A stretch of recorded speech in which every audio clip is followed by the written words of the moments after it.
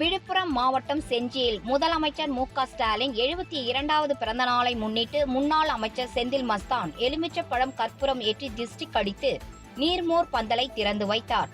அப்போது பொதுமக்களுக்கு நீர்மோர், தர்பூசணி, இளநீர், வெள்ளரிக்காய் ஆகியவற்றை வழங்கினார்.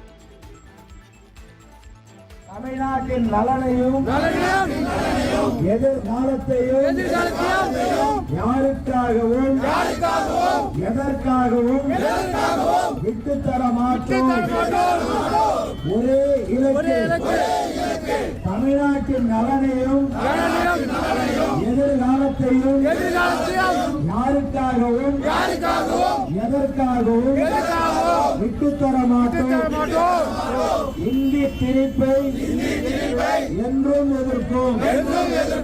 இந்தி திணிப்பை என்றும் எதிர்ப்போம். தமிழ்நாட்டின் உரிமைகளுக்காக தமிழ்நாட்டின் உரிமைகளுக்காக ஒன்றுபட்டு போராடுவோம்.